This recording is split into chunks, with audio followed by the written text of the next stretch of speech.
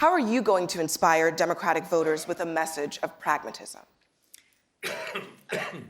Last month's debate on PBS, I thought, was the best debate so far. The questions were great. I thought pretty much everybody on stage actually had their best performance of the night. I talked about that in my coverage of that debate. So I guess it only makes sense that this debate on CNN right before the Iowa caucus was the worst debate so far. It was bad. I almost didn't even do a breakdown because I had a hard time thinking, what can we even take from this debate? As you're going to see, I do have a number of clips, but ultimately, for the most part, the questions were dull. The candidates' responses were largely the same that we've heard before, except for a few instances.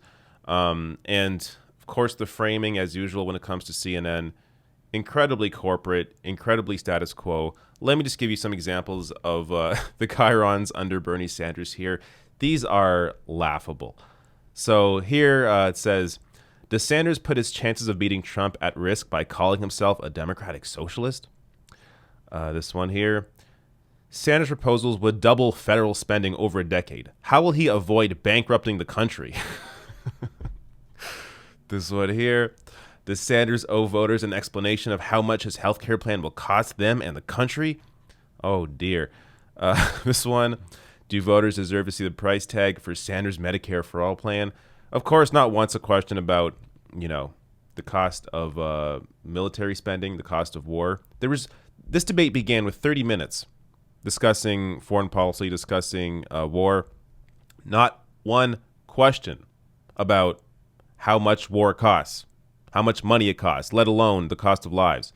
So it's hilarious. You see this again and again and again. Whenever the mainstream press talks about things that actually help people, healthcare, education, infrastructure spending, it's how can you possibly pay for this? When it comes to military spending, to war, the question never even comes up.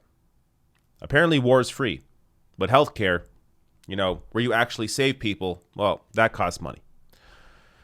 One more chyron here to share. It says, is Sanders unwilling to compromise on a new trade deal with Mexico and Canada? Oh, yeah. So that kind of gives you an idea of the framing of the entire night. But let's get to some highlights now. This first one is Bernie versus Biden on the Iraq war vote. But what I understood from right away in terms of the war in Iraq, the difference here is that the war in Iraq turned out to be the worst foreign policy blunder in the modern history of this country. As Joe well knows, we lost 4,500 brave troops. Hundreds of thousands of Iraqis died. We have spent trillions of dollars on that endless war, money which should go into healthcare and education and infrastructure in this country. Joe and I listened to what Dick Cheney and George Bush and Rumsfeld had to say. I thought they were lying. I didn't believe them for a moment. I took to the floor. I did everything I could to prevent that war. Joe saw it differently. Vice President Biden. I was asked to bring 156,000 troops home from that war, which I did. I led that effort. It was a mistake to trust that they weren't going to go to war. They said they were not going to go to war. They said they were just going to get inspectors in. The world, in fact, voted to send inspectors in, and they still went to war. From that point on, I was in the position of making the case that it was a big, big mistake. And from that point on, I moved to bring those troops home. Okay. This is all Biden's got. Well, sure, I voted for the war, but I got them out. I got them out. I got some of them out. I mean, unbelievable. Like what? Bernie Sanders didn't also want to get them out? Like, it's just Joe Biden's record is horrible. He not only voted for the Iraq War, led the fight into the Iraq War. Back in the late 90s, he was arguing that the U.S. should go in and take down Saddam Hussein. So this is well documented. And now Biden turns around. Oh, well, once we got in, I knew it was a mistake. Absurd. How anybody thinks Joe Biden is strong on foreign policy is beyond me. It's only because people attach him to Barack Obama. And Barack Obama's record on foreign policy, also not great. But people think, well, because Biden's been there, he's been vice president, I guess he's the best on foreign policy. No. Bernie Sanders actually has the track record where he has been on the right side of the fight throughout history. Over the past 40 years, since he has been in politics, he's been on the right side of history. Next clip here. Let me get to, this is one that just showcases, I guess, how clueless the moderators were. Senator Sanders, to be clear, the AFL-CIO supports this deal. Are you unwilling to compromise? The AFL-CIO does, the Machinists Union does not, and every environmental organization in this country, including the Sunrise Organization, who are supporting my candidacy, opposes it. So I happen to believe, and I hope we will talk about climate change in a moment, if we do not get our act together in terms of climate change, the planet that we're going to be leaving our kids and our children and our grandchildren will be increasingly unlivable We're going to and get to uninhabitable. climate change, but I'd like to stay on trade. Senator Warren. Well, they are the same in this issue. Senator Warren. So this moment reminded me of a moment during the last debate when they were discussing race, and Bernie Sanders brought up climate change, which has to do with race. But the moderators in both these cases have no idea. Just completely clueless. Like, climate change impacts marginalized communities more than anybody else. And when it comes to trade, climate change should be a part of the discussion on trade. So let me just read a bit of this here. This is how trade can be a driver for climate action. So Ben Lilliston, he's from the Institute for Agriculture and Trade Policy.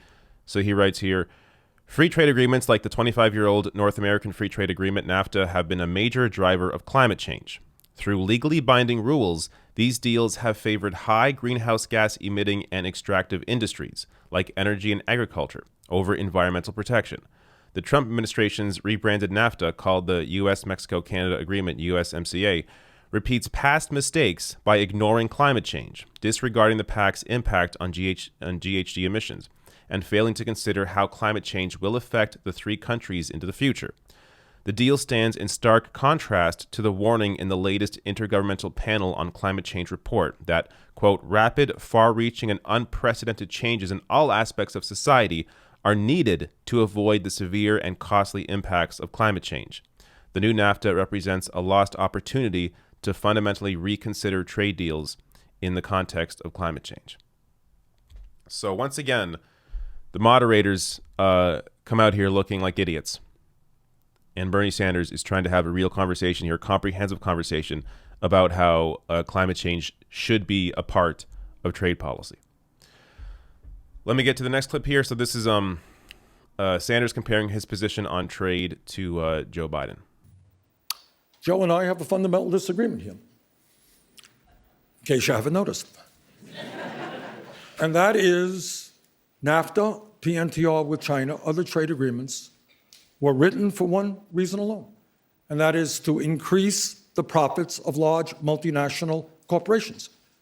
And the end result of those two, just PNTR with China, Joe, and NAFTA, cost us some 4 million jobs as part of the race to the bottom. I am sick and tired and will not tolerate, and we will use the power of the federal contracting system. If a corporation in America wants to shut down in Iowa or Vermont or any place else, and then they think they're going to get online for a generous federal contract, they've got another thing going. We need some corporate responsibility here, and we need to protect good-paying jobs in America, not see them go to China, Mexico, Vietnam, Mr. and Vice other low-wage President, what's your countries. response? We need corporate responsibility, and I agree with that completely. But we also need to have enforcement mechanisms in the agreements we make, enforceable agreements. That's one of the things that has been improved with the trade agreement with Mexico. All right.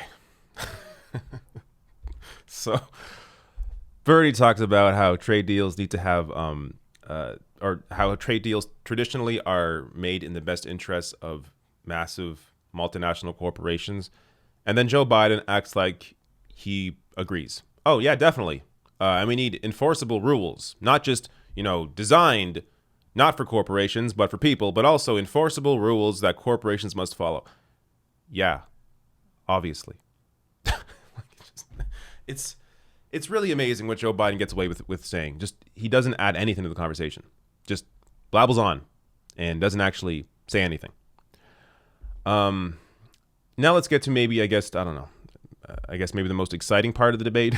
So I already talked about the stupid Warren feud that she has created herself, the Warren and Sanders feud, about that complete lie in the conversation they had. So I had a separate video on that.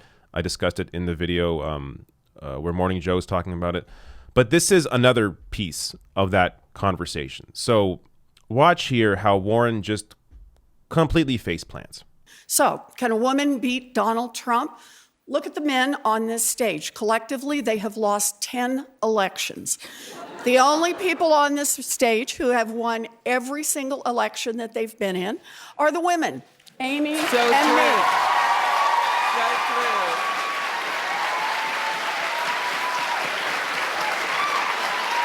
And the only person on this stage who has beaten an incumbent Republican any time in the past 30 years is me. Senator Sanders, you can respond. Well, just to set the record straight, I defeated an incumbent Republican running for Congress. When? 1990. That's how I won, beat a Republican congressman.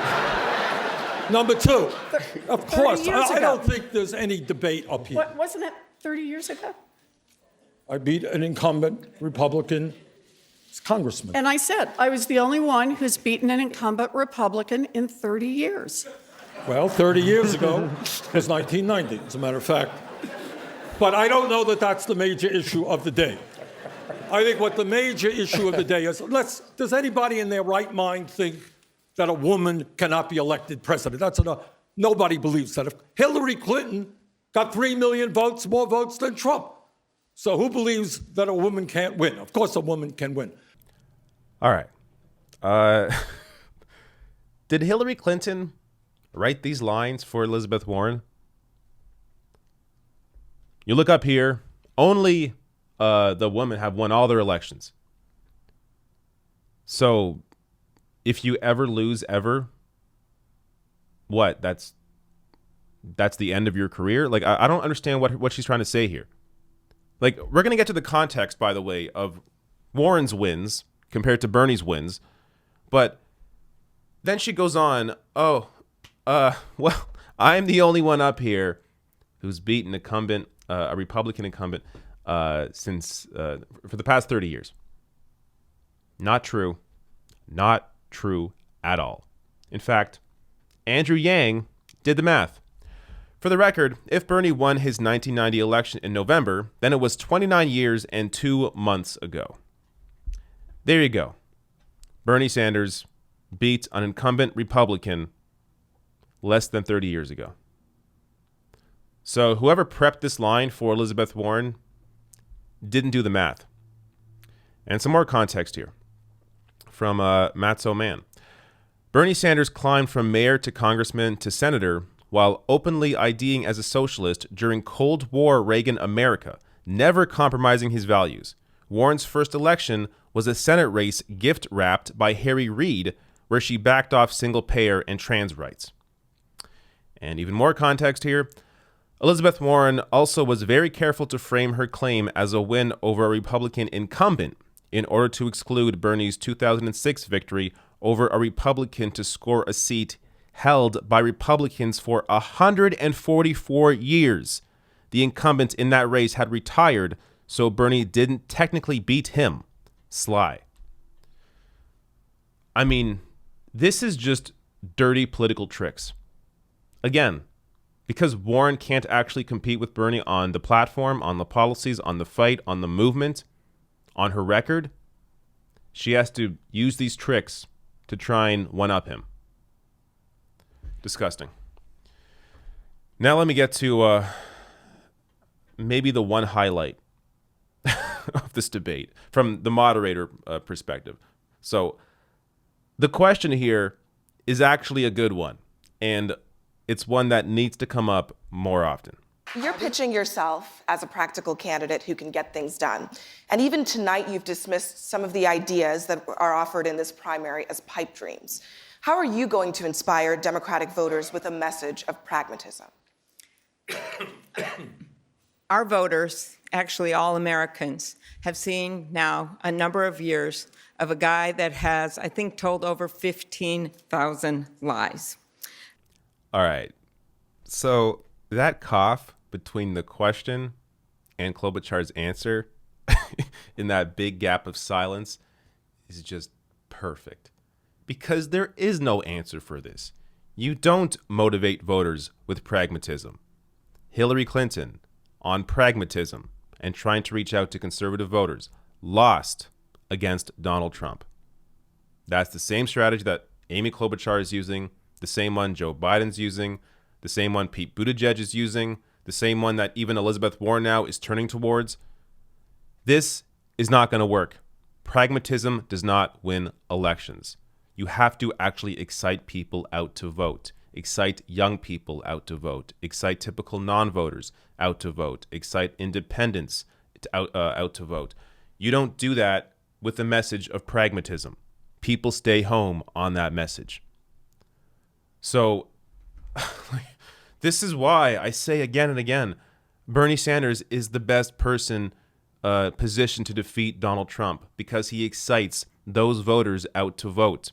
Because the people that came out in 2016 to vote for Hillary Clinton, they're going to come out again in 2020 to vote against Donald Trump. But you have to get the people that did not come out in 2016. Again, the young people, the progressive independents, the typical non-voters. You have to get those people out to vote in order to win. Bernie Sanders does that. They are his movement. So pragmatism, not going to work. Now, I guess the last thing, because I guess I'll address it, the no handshake after the debate. Bernie Sanders went to shake Warren's hand. She pulled back, and they appeared to have like a mini conversation. Who knows what was actually said in that conversation? I put this out on Twitter, so these are my thoughts. Basically, Warren is pretending to misremember a story for political benefit, while Bernie is saying, "You know, I didn't say it." Take a look at her record of similar political moves. It's not surprising given the context. And I linked to the current affairs piece that I shared in my previous video, where Warren is known for these kinds of political distortions, for distorting reality, distorting stories, not being truthful, not being completely honest, and using that for political purposes. It's in her record, whereas Bernie Sanders has been authentically Bernie Sanders for 40 years. It's clear who's lying in this situation and who isn't. Now, I guess to go, who benefits from this debate? Nobody. I really don't know if this debate changes anything. Look, I didn't really show you Pete Buttigieg. I barely showed you Klobuchar, Tom Steyer. I just completely ignored, because they have no shot in this race. I mean, this is really, this is really a race between Bernie and Biden. And if I'm being super charitable, I'm allowing Elizabeth Warren into that conversation. But based on polling, she's not even close. So this is really a race right now between Bernie Sanders and Joe Biden. I think that's where the focus should be. So we're going to have to see if this has any real impact, this debate had any real impact on the race. I doubt that it's going to. But I will say one more thing about the debate here, about what Sanders should have done. Because the final remarks, as I said, nobody here stood out to me, even Bernie Sanders. His answers were fine, but nothing really stood out. His closing statements, especially, he needed to focus on electability, and he didn't. This is the only thing that's really holding voters back that still support Joe Biden instead of supporting Bernie Sanders. There's a lot of crossover there. I know it surprises people because they're very different on policy. But if you look at a polling, a lot of Biden support, their second choice is Bernie Sanders. And you have to make the case. Bernie has to make the case why he's the more electable one, because there is a stupid mainstream narrative that you have to be a moderate to win, even though all the evidence shows otherwise. I just talked about how Hillary Clinton lost with a pragmatic message. John Kerry lost with a pragmatic message. You have to excite people out to vote. Joe Biden does not excite people out to vote. He does not excite young people, does not excite progressive independents, does not excite typical non-voters. He will bring out the same kind of people, the same kind of crowd that came out for Hillary Clinton in 2016. So Bernie Sanders should have made his electability case. It's right before the Iowa caucus. This is when you make it, and he didn't make it. Hopefully it's not going to matter, but I mean, you have to make that case whenever you have the opportunity. But this is worth mentioning here that the Bernie Sanders campaign is saying that the first hour of tonight's debate is best hour of fundraising for any debate thus far. So this tweet from Kara Corte of CBS News says here, Sanders donors made more than 15,000 donations, a rate of 250 donations per minute. It was the single best fundraising hour of any debate so far. During that hour, we accounted for 43% of all money raised on Act Blue. That's huge. And going off of that, David Cantonese of McClatchy tweets out, Bernie Sanders' campaign announces raising $1.7 million on Tuesday's debate day. That's huge. Again, Bernie Sanders, his support is only from grassroots donors, mostly small individual donors. He has no private fundraisers, no corporate money. He's completely grassroots funded. And to have a night like this, even when a debate, the performance was like, okay, it's huge. I mean, it shows you where the movement is, where the people are. So while, I don't think this debate will have much of an impact on the race, that isn't necessarily a bad thing, because Bernie Sanders right now is rising in polling. He still has this huge fundraising movement behind him. So he'll be in this race for, I think, till the end. And I think he's best poised to win the whole thing.